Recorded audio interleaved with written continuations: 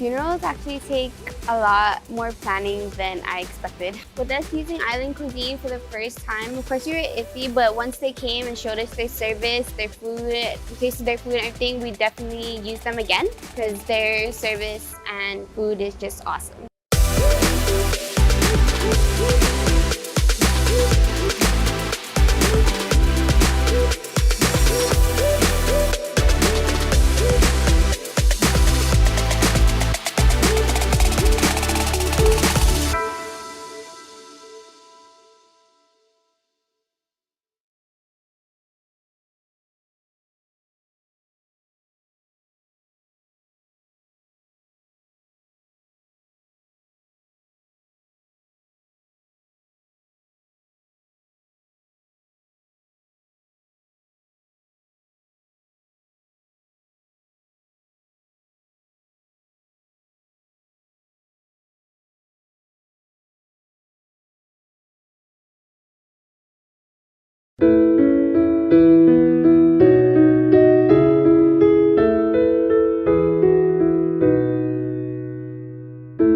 I'll ride with the horses, I'll swim through the sea, I'll climb to the mountain tops, won't you come follow me?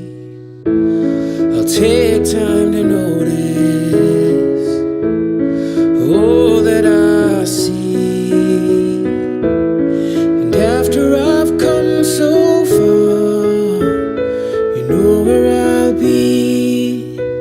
I'll fly away, fly away, fly away, fly away home. I'll fly away, fly away, fly away, fly away home.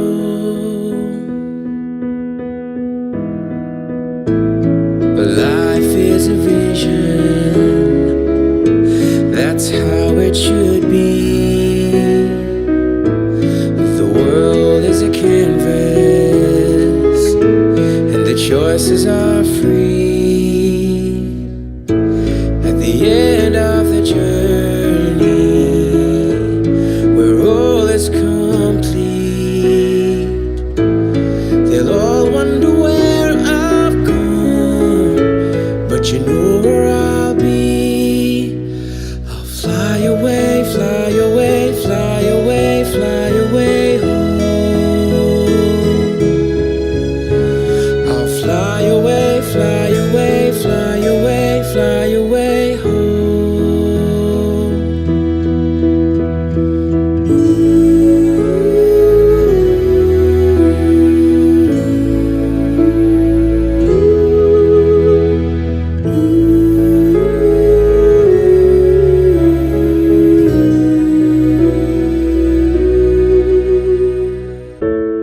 Our dreams last forever, for all that we know. The roads come together, and that's where we'll go.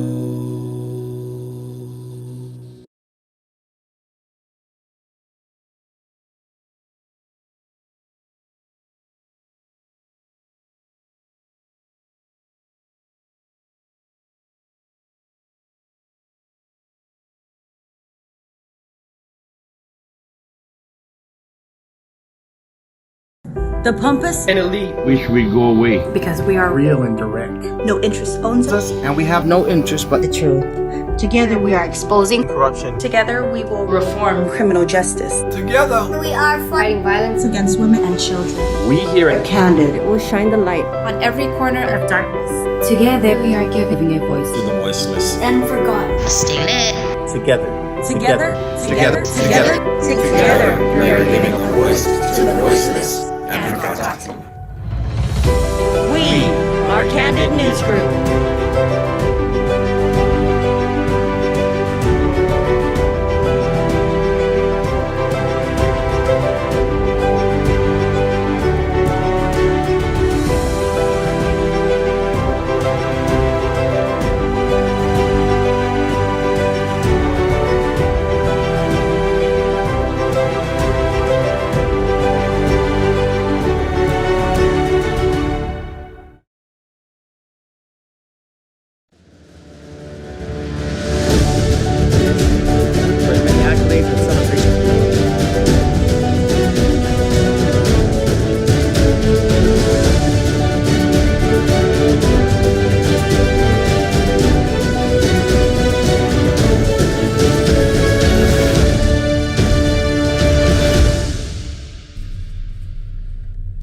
Buenas and welcome back. Thank you for joining us again.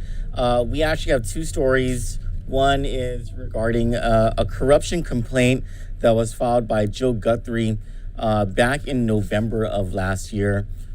Pardon me, back in November of 2018, if I'm not mistaken.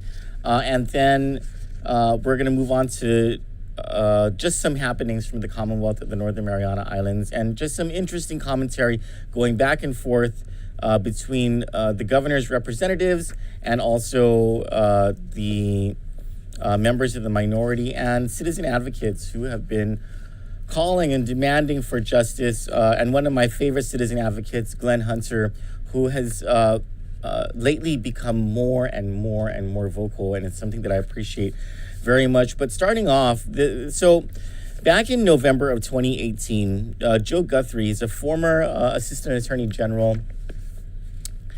He sent the media something that was embargoed until February 1, 2019. And it was a criminal complaint that he filed with the chief of police. You know, I'm sorry. I don't think he sent this. He originally sent this. I'm getting my dates mixed up. But anyway, the embargo was lifted on February 1, 2019.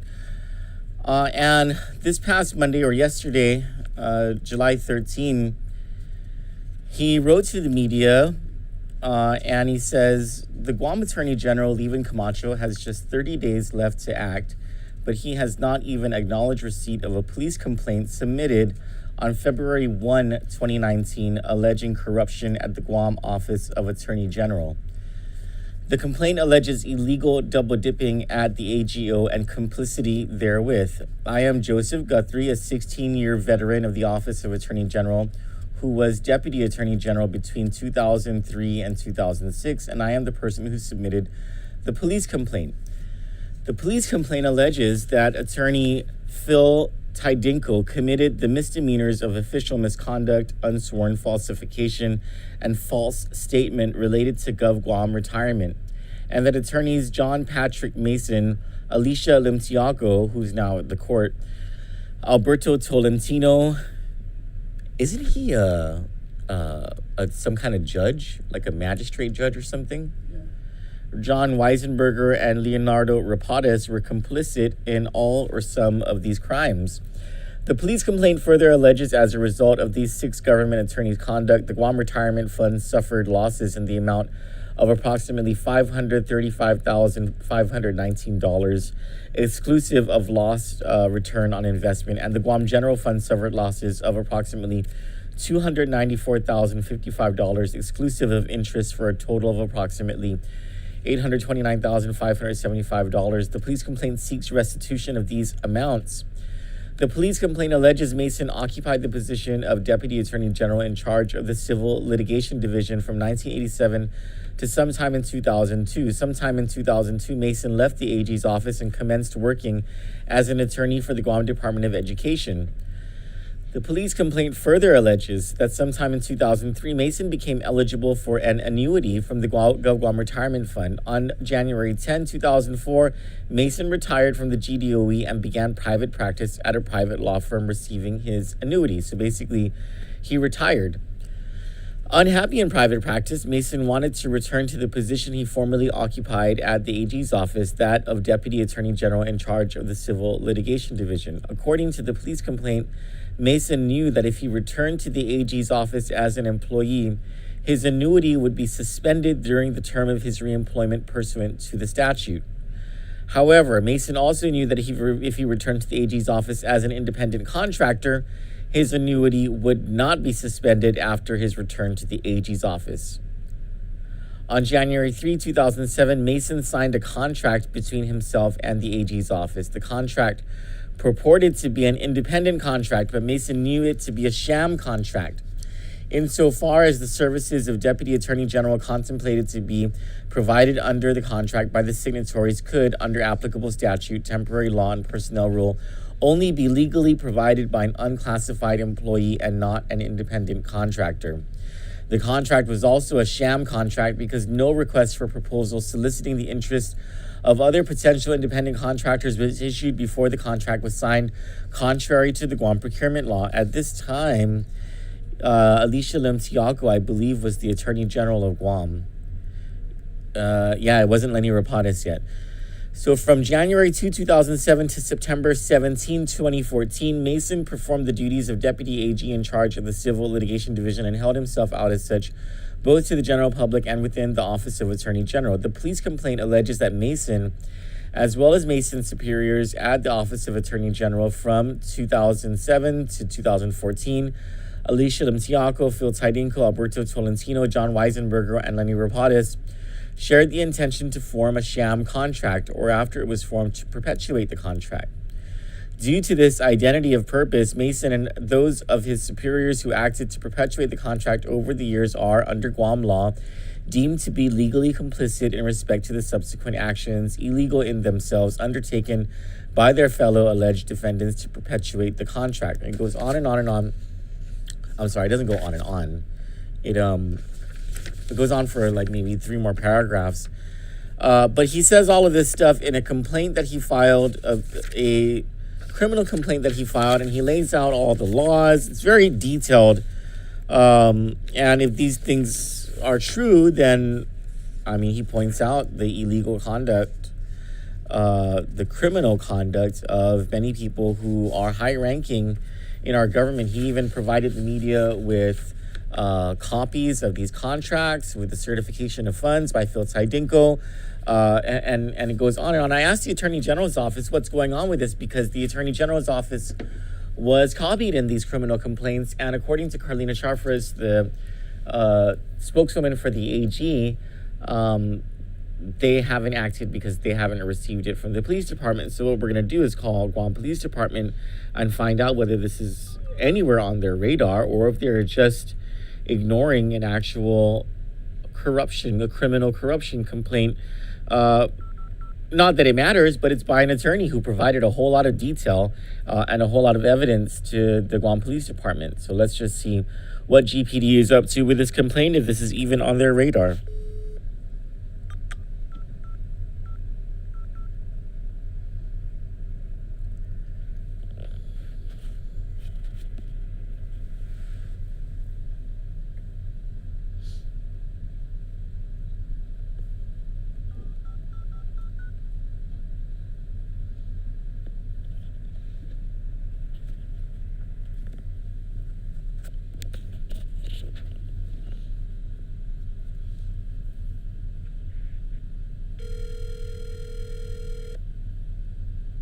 Hafaday Dominic Hernandez, candidate for senator on the Republican ballot. Hafaday Dave Duenas, who says Hafaday Kandit team and those watching. Dave is a Democrat candidate for senator. Hafaday, Office of the Chief of Police, Christy speaking. Hi, Christy. This is Troy and Johnny and Candid Land. Hi. Hi. May I please speak with the Chief of Police or the Special Assistant to the Chief? You know what, Troy? I'm so sorry. They're both not in Okay. at the moment. Is Sergeant Paul Tapau there? Is anyone there who can answer our question? We have a question about a criminal complaint that was made on February 1, 2019 by Joseph Guthrie, who is looking for some kind of update on where the criminal complaint is. Okay, give me one moment. Thank you. You're welcome.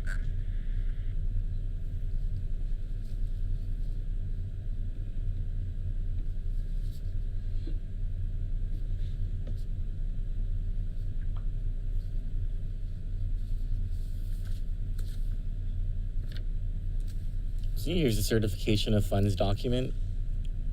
All the signatures. It has the contractor or vendors, J. Patrick Mason, as a consultant, signed September 11, 2012. The governor's or the government's authorized representative, Lenny Rapadas, the Attorney General, signed September 17. Certification of funding availability, signed by Phil Tidinco on February 12. John Rios, the director of PBMR, did not sign it, not required, pursuant to 5 GCA section 30118. The amount of the contract is $157,186. That's basically his Patrick Mason's annual salary for this contract period, which runs for the entirety of fiscal year 2013. And then there are, what's his name, provided several. Troy? Hi, Christy. I'm going to transfer you to Sergeant Tapao, okay? Okay, thank you. You're welcome.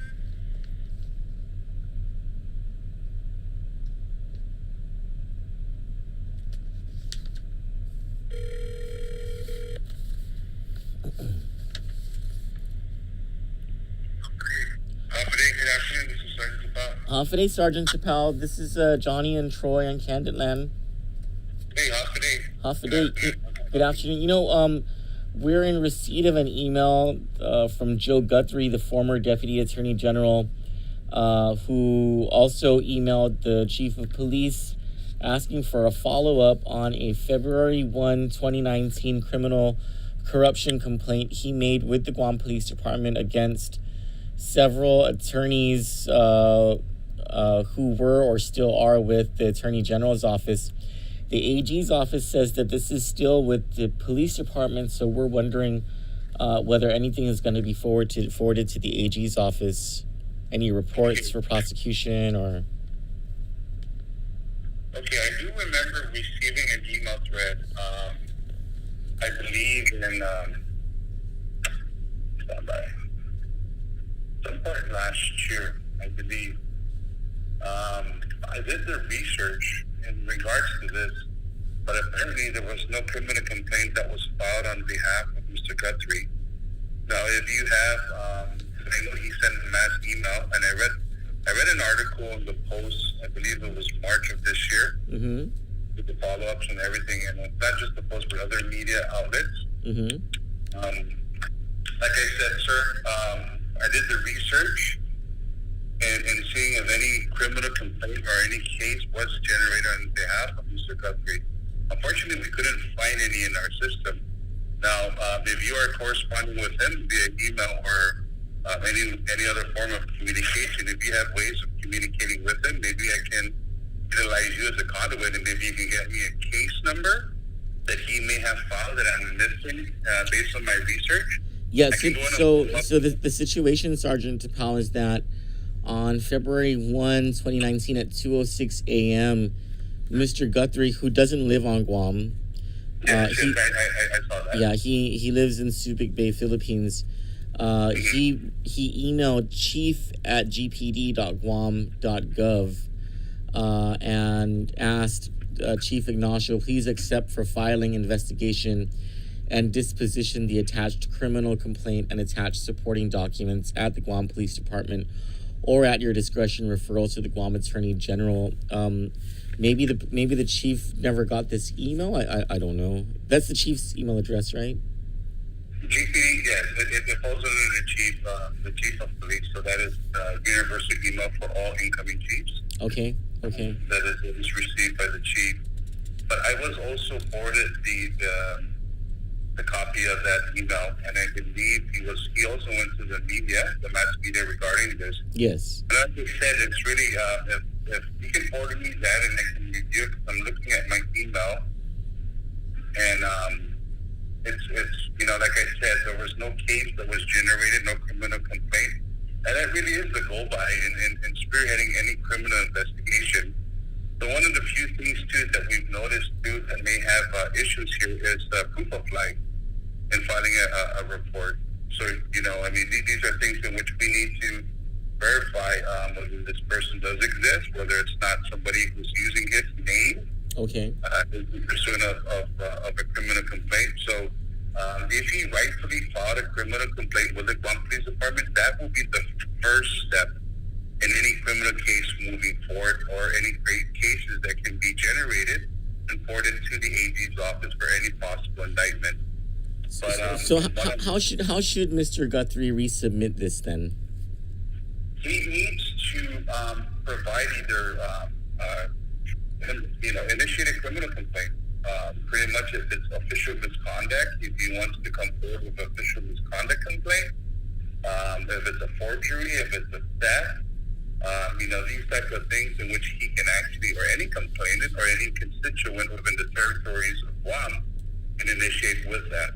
So it's really just coming forward and providing that. Now, being that he is no longer residing on Guam, but he did have service, showcasing, there is evidence to show that he worked on Guam, and at this time where he thought that he was a victim, or he witnessed something in a criminal matter, he can actually be the complainant and the reporting person. But we will still need proof of life, such as not just an email, but actually like a video, something which we can verify, the existence of him, because we don't want to, if it's a spoof email where somebody's using his name, to discredit, the actual person that's initiating the complaint.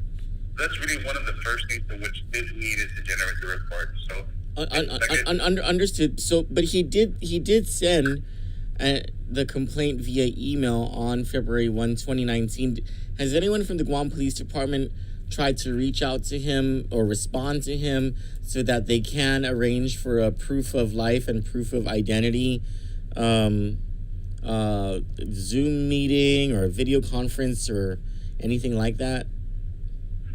To my knowledge, I don't know, sir. I don't know if because I was, like I said, I spent countless days actually researching, even going over the new system, because when we've converted into the new system, there was, a shift, so there may have been an issue. But to my knowledge, no, and I believe we are still working with our legal end to see what procedures are we going to take moving forward with this. But, it's being addressed with the Guam Police Department. So the thing that is not recognized with any form of criminal complaint. Okay, so what I'm going to ask Mr. Guthrie to resubmit, and then from there, will you guys reach out to do the proof of life and identity? Sure, absolutely, sure. That's the first thing that we would do. We've actually been doing it with many other cases too. Because he's making some hefty allegations against some attorneys who still are with the Attorney General's office, including a returnee, Phil Tydinko, regarding some alleged corruption. And he says that as of yesterday, there are only 30 days left to act on the based on the statute of limitations on these alleged crimes. Okay, so yeah, he can actually send it our way too. Okay. If he can, if you can correspond with him and email, and we can work from there. Okay. All right. Thank you, Sergeant Tapal. Appreciate your time. Thank you. Bye. Take care. Stay safe. So moving on to, we'll call Joe Guthrie and we'll let him know what the police department has said. I guess they're disavowing the February 1, 2019 email, saying that it's not anywhere in their system. I don't know, but Joe Guthrie sent a reminder to them earlier this year and also just yesterday. I don't know. So in the CNMI, and can I borrow the cord, because it's gonna. Thanks. In the CNMI, things are getting interesting, and I'm always saying that I really am inspired by this sort of discourse that goes on there, because many of their citizens are very much involved. They speak up at their own peril, and the political situation there is just so tenuous. There are people who get fired because their relatives said something on Facebook or on Twitter that was critical of Governor Ralph Torres or his administration. There are interesting words being exchanged, and I want to start with Robert Hunter in this one. Robert Hunter is the senior advisor to Governor Ralph Torres. And let me just go to 1 second. Don't cast on my screen, Cello, because I'm going to be reading from source stuff. So Robert Hunter yesterday wrote, "Oh my God, now it's the release of the deer, LOL. It's everything in the kitchen sink, I guess, for these guys with absolutely nothing better to do but play dirty politics. How about they do something for the villages and their precincts? Anything. Their seats are simply being used by these guys as a platform for their divisive 24/7 politicking at the expense of actually working for their precincts. What the governor's senior advisor is talking about is, when he refers to the deer, is Robert Arrington, the deer meat for dinner guy, the one that did the Northern Islands trip with Governor Ralph Torres. He's on video taking these 4 deer. I think there's 2 female and 2 male from a pen in, I think it's Saipan, bringing them onto the boat and taking them to Pagan to populate Pagan. Oh, there's the footage of it.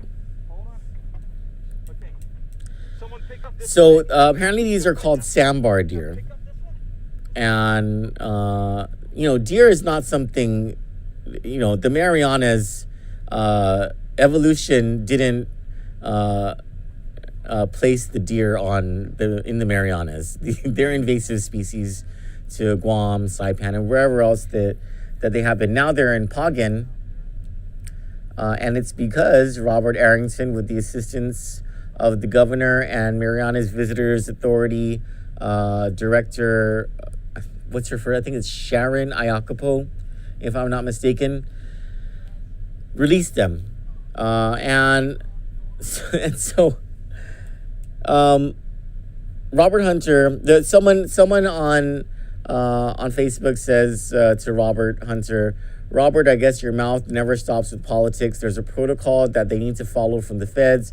You don't just bring any kind of animal to the Northern Islands without any proper documents from the feds. You know that, right? So Robert Hunter responds and he says, Pagan is not a wildlife reserve. It is not governed by the feds. Just as you can bring animals to Tinian, you can to Pagan. There are 0 federal or local laws against it. You know that, right? Again, Robert Hunter, senior advisor to the governor, says there are 0 federal or local laws against it. You know that, right? Robert Hunter is a smart guy. He absolutely knows that there are several federal and local laws that prohibit you from taking one species of animal on one geographic point and then bringing it to another geographic point separated by an ocean where that one species doesn't exist in that geographic point, and then introducing that into the ecosystem there. It's called an invasive species. And that kind of behavior in the United States is governed by the Invasive Species Act. There's also the Endangered Species Act, which governs human behavior when it comes to affecting ecosystems, habitat. And then there's also CNMI law. So Congresswoman Tina Sablan points out, she says, according to Public Law 17-23, purposeful release of captive deer, especially domesticated progeny, into the wild is prohibited. Penalties for purposeful release of captive animals will be imposed and set by the director, but will not exceed $1,000 per animal. A person who has previously held a captive rearing permit and purposefully released animals into the wild will not be eligible to renew or obtain another permit. And the Congresswoman had quite enough of the misinformation coming out of Robert Hunter and spokeswoman Kevin Bautista's mouth from the governor's office. And so she wrote, "What's wrong with releasing sambar deer on Pagan?" You can go ahead and cast on my screen for this one. Or actually, you can play the deer. The deer thing is probably more interesting to watch while I'm reading this. So she says, number 1, it is explicitly illegal in the CNMI from Public Law 17-23. And then she writes down everything that I was just talking about a minute ago. Number 2, it may also be a violation of federal law. The Endangered Species Act protects not only endangered and threatened species, but also the habitats in which they are found. Pagan is home to several federally listed endangered and threatened species. Sambar deer are a non-native species known to have destructive impacts on sensitive island ecosystems that are home to plants and wildlife found nowhere else on Earth. The Department of Lands and Natural Resources has a mandate to enforce the laws that protect the natural resources of the Commonwealth. Problematically, it was the DLNR secretary that issued a permit for the release of sambar deer on Pagan, an activity that clearly violates CNMI law and may also violate the Federal Endangered Species Act. And let's go back to what Robert Hunter says. Pagan is not a wildlife reserve. It is not governed by the feds. Just as you can bring animals to Tinian, you can to Pagan. There are zero federal or local laws against that. You know that, right? Robert Hunter clearly knows that what he's saying is incorrect because he's not an idiot. And then to come out and say, oh my God, now it's the release of the deer, LOL, it's everything in the kitchen sink, I guess, for these guys with absolutely nothing better to do but play dirty politics. How about they do something for the villages in their precincts?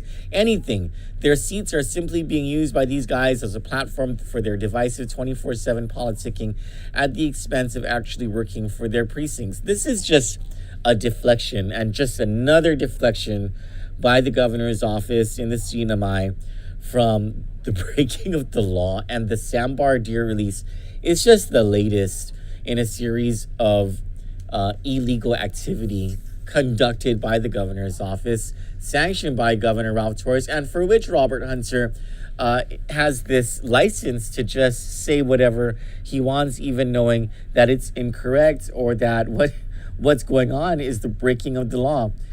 And what I find, and what I read this morning that really sums up, I think, the sort of dismay or disgust for how the governor's office and the CNMI treats any sort of criticism of their illegal activities, surprisingly, is from Robert Hunter's. I mean, it's not surprising. It's just they're brothers. It was something that Glenn Hunter wrote on his Facebook page 3 hours ago, and I mean, you just have to have an overwhelming sense of justice if what you're going to come out publicly with is going to be diametrically opposed to your own brother. Mm-hmm. And so hats off to Glenn for this. But this is what Glenn says, and it really touched me. He says, "It is not just one thing. It's a pattern of abuse of power and a pattern of misuse of taxpayer funds. They will refute each major issue brought up by members of the public and attempt to dismiss it as nothing big. They will say the money spent to take the Northern Ireland adventure was a, quote, drop in the bucket. They will say that the unaccounted community benefit fund from the casino is not a big deal. They will say the revelation of numerous personal expenses billed to the taxpayers are not huge purchases. They will say violating the law and using taxpayer money to fly first class is not worth looking into. They will say that paying 2.5 times overtime to cabinet members after Super Typhoon U2 while thousands suffered should not be investigated, even though it was never reimbursed by the feds. They will say that following up with the 1 times overtime paid to cabinet members once again during this COVID-19 should be accepted, even while hundreds of workers from the government were being furloughed. They will say that the secrecy involved in the development of the casino industry out here and the tight relationship with IPI should not be scrutinized. They will say that the personal attacks by cabinet members against the citizens that pay them is normal. They will say the lack of transparency is the status quo and should not be attacked. They will say so many more unconscionable things. What they fail to see is that it is a pattern. It is a pattern of blatant abuse of power and misuse of government funds. It is a pattern that has gone on for so long that it has been normalized by those in power. What they don't realize is that the people have not normalized it." He just really summed up what I think a lot of people really, and it's so difficult. And Jesse Mendiola, he wrote something that I was like, this is absolutely how I feel. He wrote something. He said, "Do you ever have one of those days where you drive home at the speed limit without any music playing?" Yeah, because work got you that bad. Because work got you that bad. Yeah. And what is work for us? Work for us is digging into this stuff. And what is life for a lot of people who are struggling? It is trying to understand how they are in that situation and seeing the corruption and wondering, what the hell is this? And being demoralized by it. And you're more demoralized when you have people like the Carlo Branches and the Robert Hunters and the Kevin Bautistas and the Janela Carreras and the Vanessa Williams and, all of these people who outright defend corruption in our islands. And Joanne Brown, Mike Phillips, all of them. And then talk down at people who criticize the corruption and attack people who criticize corruption as though the people who are criticizing the corruption are the problem. Yeah. And then they do it in such a way where sometimes people get demoralized by it. The people who are trying to fight the good fight, including people who actually do have some power and are trying to fight the good fight, but they just cannot seem to win against the system. And kudos to people like Therese Terlahi and Pika Ed Probst Farron. and Pika Farron and Tina Sablon who fight that good fight. Yeah. And Nola Hicks. Nola Hicks. Yes, Yes. you know. Selena Babalta. And so, yeah, things get demoralizing, and sometimes it's hard to articulate exactly what Glenn articulated, because they are getting, people like Ed Probst and Tina Sablon are getting attacked for every little thing. You guys are going to point out every little thing. And what Glenn is saying is, it is not every little thing. It is all of these things. Because all of these things are unbelievable and disgusting. And there are comments that I wanted to point out here that are just, so people are like, amen, well said. Nola Hicks did the 100 real thing 5 times. Glenn says, honestly, if you look back over the years, that list goes on and on and on and on and on. Sadly, I have to be honest and say I was getting numb to it. Now, how often have we become numb to situations, and then it takes one of our viewers to see us at Costuless or the gas station and be like, keep it up, and then we get our energy back. Yeah. Yeah. You guys have no idea how much that actually does lift our spirits and carries us forward to another day. Because what Glenn is saying is right. He says, I was getting numb to it. That is the worst thing that we as active citizens can do. We cannot become complacent. We cannot let ourselves become apathetic. We cannot become indifferent to government corruption. That's just like I was talking about on our earlier cast, is the people before us. I'm talking about the Robert Underwoods, the Maladin Berdalios, all these people who were in power. They want us to be quiet. They expect us to be, oh, that's just the way it is. That's the way it's been. We have to shut up. It's always been that way. You don't say anything. Even in my own family, I'm getting pushback with, why do you have to do this? Why do you have to open your mouth? It's none of your business. It is my business. It is our business.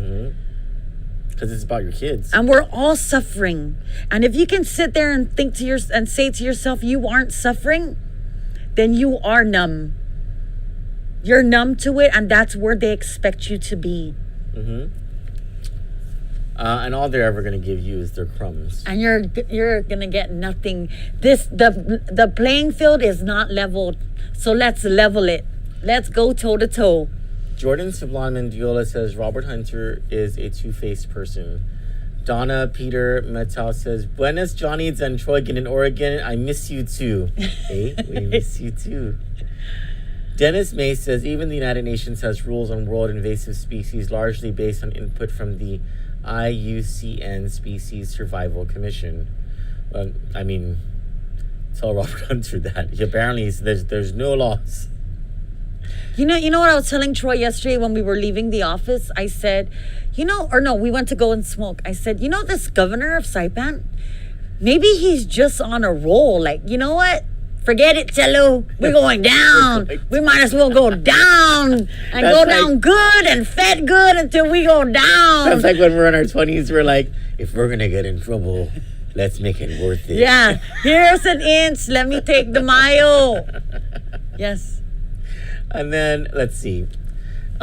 Continuing with this thread, this is I'm very inspired by these things that are, this is on Glenn Hunter's page. Connie Seaman Camacho says, Glenn, you have a very strong point in the lineup of abuses, but all falls on deaf ears because no one has the nerve to challenge these damaging issues to our honest, deserving CNMI people. Why don't you initiate a petition requiring signatories and commitment for minimal monetary donations to finance an honest, hard-working, straightforward, and gutsy experienced attorney capable to pursue civil legal action? It is useless for us to complain continuously. I am willing to sign such petition to phase out these abuses. Thank you, and memorias to your sweet mom. And then someone else says, I'll sign it. I'll have the whole north side signing the petition. Glenn says, I understand your frustrations. I know there are different tracks to take when dealing with government corruption. I can tell you that I have personally launched many lawsuits, he has, against the government on various public corruption fronts. Glenn is the person that, we'll come back to that. Glenn is the person who followed former Attorney General Edward Buckingham, along with then KSPN reporter Tina Sablan, to the airport on a tip that, the Attorney General was about to flee Saipan, even though that there was a warrant for his arrest. And there was Glenn, and before Glenn was the one that really led the way for the impeachment of the last governor who was impeached. He was the guy that was bringing up everything that was going on, and for a while he was the only one who was out there being loud, putting his name to everything, receiving the threats, getting the ridicule from people. Really just an act of bravery on his part, and in a time, I don't know, some people say that this is a scarier time. Even though there's people died, Troy. Doyle, what's his name? Alan Boyer. Alan. Oh, I'm so sorry, guys. Dela Cruz. Boyer Dela Cruz. Alan Boyer Dela Cruz is dead. He has broken bones, and then the police say that he fell off the roof, a one-story roof, and that man was fighting corruption. He was part of the board, or he was part of the people that were showing what IPI was doing wrong. They were going to be fined this ungodly amount of money because they were doing things wrong, and this man ends up dead. Yeah. And nothing is being said about it. Nothing. So it is scary. Yeah. It's freaking scary. But here's Glenn coming back and taking, because he's been, the last typhoon damaged or destroyed his house, his business, and so he's had to build himself back up. But he's become more and more vocal, and this is very inspirational to read the stuff that he is saying. We know that the minority in the legislature has been vocal, and I tend to think that they are also inspired by Glenn coming out. Nola Hicks, who's, she is not shy when it comes to calling out. Yeah, I love her. So continuing with what Glenn says, he says, it may seem like talking about these issues is just complaining and will get us nowhere. I understand that frustration as well. The truth is, it's the exact opposite. We need the people in the community to speak up and to all address the problems. That's not complaining, that's identifying problems that need to be remedied. I remember just a few years ago when we were doing the same thing, many people told me the same thing, that it was a waste of time and a waste of breath and a waste of energy to call out the powers that be, to tell them to their face that they were violating the law and they were abusing the people's trust. Even though nobody thought it was possible, an impeachment proceeding was launched and the governor was impeached and resigned and was later convicted of the issues that we were pointing out. So change can happen. We have to be patient a little bit, but we also have to be vigilant. We have to raise our voices. We have to understand that just because we have children and family and we're afraid of our jobs, that we shouldn't be complacent and we shouldn't be silent. You don't have to go public on Facebook and you don't have to shout it from the top of your lungs. Each person can do it in their own way. Those in government can leak the information needed, thank you, and those in the legislature can hold them accountable. We can all work as a community and we can get this done. I have hope and I have faith that things will get better and that accountability will be had. Just a quick disclosure, Glenn is my former brother-in-law. It's not like we have anything to gain from. Yeah. Just quick disclosure. Yeah. Well, as a citizen that just started to become a productive member of society, because for years I wasn't, I just have to say, when here at Kandit, the stress level, not knowing if we should follow that story or if it's worth following, so lately I've been going through a lot of issues, home issues. I don't know if I can do this, I don't feel like I'm smart enough sometimes. I feel like if I don't get back to one person, I feel like I let them down, and so I told my daughters the other night, maybe mama just needs one break, and then maybe she's gonna leave and leave to the States and just start over, and my oldest daughter says, Mama, what are you talking about? Kandit's gonna leave a legacy and you have to be there. There's people that need you, so, and then she's like, how would Uncle Troy feel knowing that you're gonna leave him? I'll stab you. and you know what? She's right. We have to, we need all of you viewers. We need Glenn's right. We need all of us to do our part. Mm-hmm. We can't do this alone. And we know it exists. And the 1% that is keeping us below them, they need to go. We need to get them out. Yes. And elections are where it happens. Yes. So we gotta get registered. I know a lot of you aren't registered to vote. Let's get registered and let's start. And I see this in my head. It makes sense and it connects everything. This election, we will get out the people who have done nothing. Mm-hmm. Nothing. And this epidemic, this whatever just happened in this last 4 months has proven to us what they have done, and it's nothing. So this election, we're gonna get them out, get new people in there, so that come the governor's election in 2022, we get the right one in there, and Guam gets to start all over. And Saipan. And Saipan. Yeah. And but I see it. It's there. It's in my head. It's gonna connect.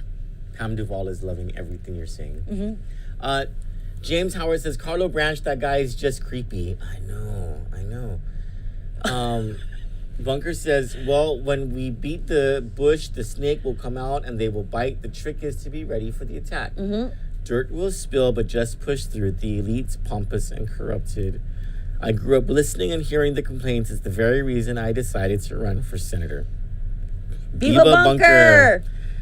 He says, I am done with just complaining and step up and drive the bus. You drive it right over those corrupt, you know what I'm going to say. James Howard says, that's what they do. We ain't in Disneyland anymore, ladies and gentlemen. Eyes open. Donna and Peter Metal says, I'm on sa Malago Hamzu na dos para governors and Lieutenant Governor Makpu.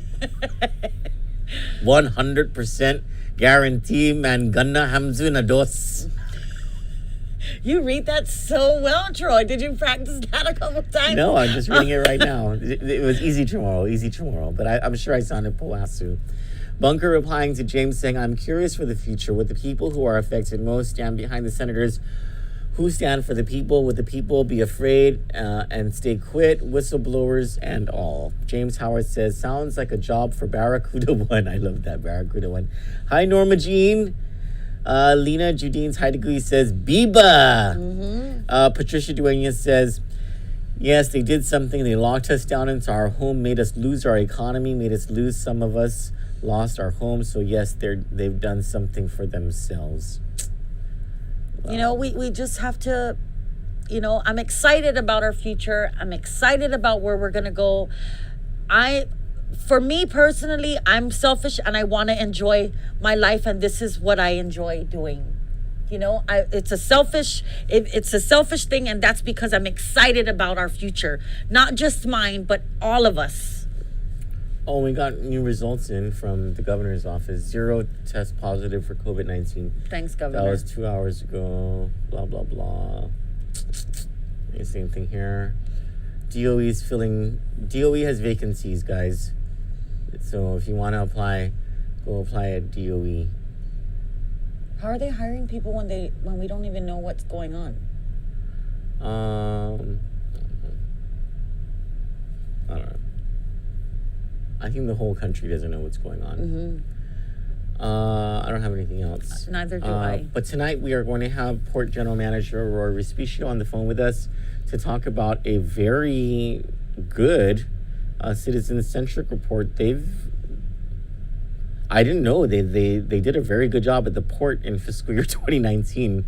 I had no idea when I saw the report. I called up the marketing manager and I said, "Can we get your boss on the line?" And so she's gearing it up for tonight to have Roy Respicio on the phone with us, and we'll likely have more news on politics in Guam and the Commonwealth of the Northern Marianas.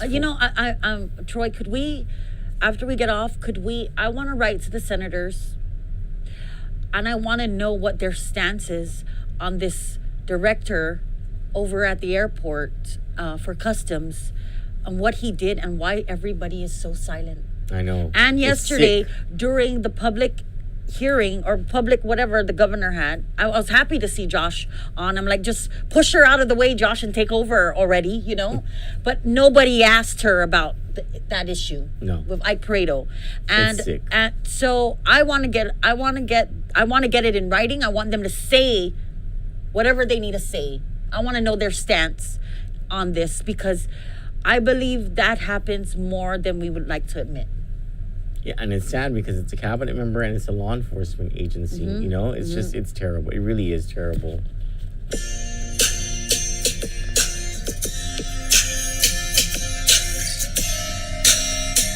is for Ike Pareto.